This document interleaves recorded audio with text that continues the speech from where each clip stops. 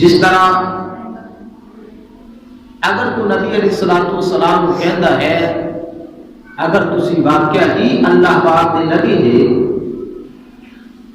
اس درختاں کو بلاؤ اسی کلمہ شریف پڑھا گے، تو اگر اللہ دا نبی اس دے سوال کو پورا نہ کرے وہ کلمہ شریف نہیں پڑھے گا، تو اللہ کریم دے نبی اللہ پاک کو شان اور مقام لے کے آتے ہیں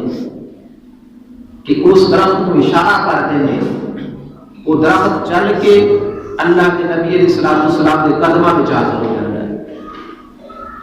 اگر اکرمہ حضرت اکرمہ رضی اللہ تعالیٰ عنہ وہ کہے کہ اے محمد صلی اللہ علیہ وسلم او جڑا پتھر پانی کی دوسری طرف پیا ہے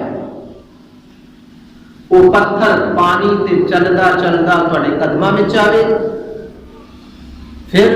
تواڈی نبوت دا اعلان کرے، تواڈی رسالت کی گواہی دے، پھر میں کلمہ پڑھاں گا۔ ہن جڑا پتھر ہے وہ پانی تے کدی تریا نہیں۔ ہن یہ سوال نبی علیہ الصلوۃ والسلام کی پاک بارگاہ وچ حاضر ہویا، تو نبی علیہ الصلوۃ والسلام نے انگلی کا اشارہ کیتا، وہ پتھر اپنی جگہ تو ہٹیا، پانی دے اوتے ترتا ترتا سارے نبی پاک علیہ الصلوۃ والسلام کی پاک بارگاہ وچ حاضر ہو جاتا ہے۔ پھر پتھر کبھی بولے نہیں، جس طرف اٹھ گئی دم میں دم آ گیا اس نگاہ عنایت پہ لاکھوں سلام۔ رسول کریم علیہ الصلوۃ والسلام آپ نے اشارہ کیتا تو پتھر بولیا، بول کے کہندا ہے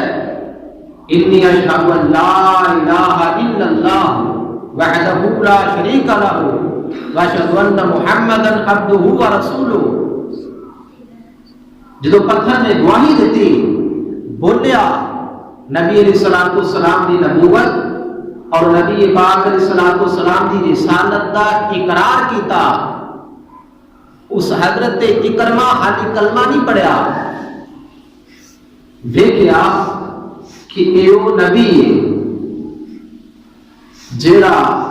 درختاں نو اشارہ کرے تے درخت چل کے قدماں وچ آ رہے ہیں، جڑا پتھر کو اشارہ کرے تے پتھر پانی دے اوتے چل کے قدماں وچ آ کے نبوت دی گواہی دے رہے ہیں۔ یہ نبی ہے جس نے ڈوبے ہوئے سورج کو عصر دے وقت دے واپس لے کے آتا۔ واقعہ ہی یہ اللہ پاک کا نبی ہے، یہ نبی تو علاوہ اور کوئی کام